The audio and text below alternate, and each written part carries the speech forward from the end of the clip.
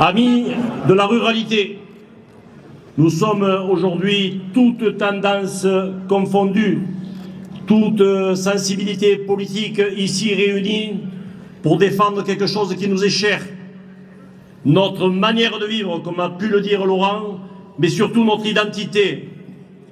Comment pourrait-on laisser une poignée d'élus animalistes, qu'on appelle plus communément des spécistes, d'élus, je dirais, pseudo-écologistes, car la véritable écologie, ce sont les manadiers, les agriculteurs, les chasseurs qui sont là et les pêcheurs.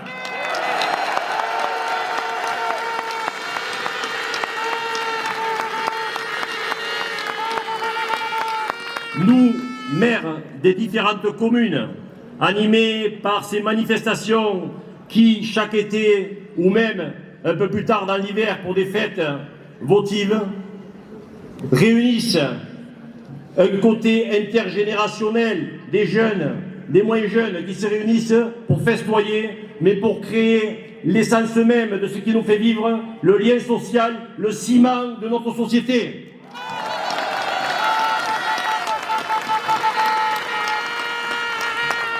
Alors, je m'adresserai simplement à un, et je n'ai pas peur de citer son nom, Monsieur Aristegui, animaliste de Montpellier.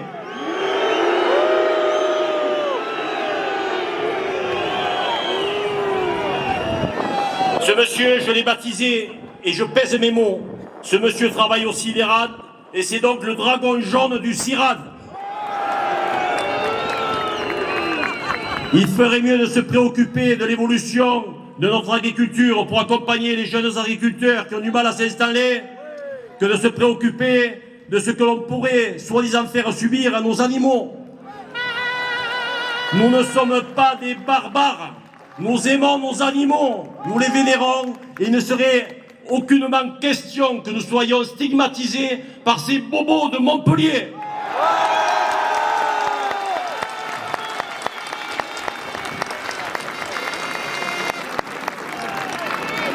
Il y a eu beaucoup de polémiques et de divisions par rapport à certaines traditions.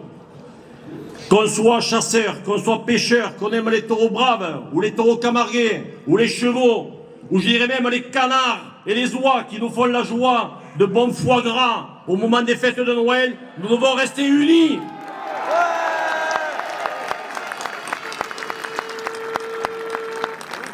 Ces gens qui viendraient nous expliquer comment élever nos bêtes n'ont aucun code, ni les codes de la tauromachie espagnole, ni les codes de la bovine, ni les codes de nos élevages où nous vénérons nos animaux, je le répète.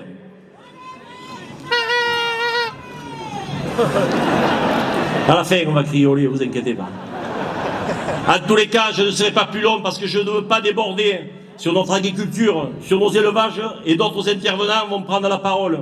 En tous les cas, je remercie tous les élus ici présents, qui sont des maires responsables et qui veulent perpétrer ce lien social qui est essentiel par rapport à la société que nous vivons aujourd'hui.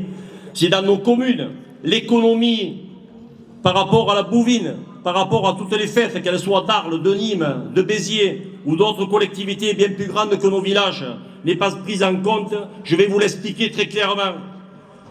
Un investissement de 10 millions d'euros par la bovine ou par ces manifestations donne 100 millions de retombées économiques. Sur ces 10 millions d'euros, ça se partage en 3 tiers. Un tiers vient des clubs taurins avec leur loto, leur tombola et différentes manières de ramasser un peu d'argent. Un autre tiers vient de la billetterie, de l'entrée de nos manifestations, donc des arènes, des courses et des corridas. Et un autre tiers vient des subventions des collectivités. Donc si vous calculez bien, mes amis maires, 2,5 millions d'investissements, 100 millions de retombées économiques. Où elle est là, la logique? Eh bien elle est là, parce que nous avons un souci de l'argent public et nous le défendrons pour le bien de tous et surtout de nos populations. Je vous remercie.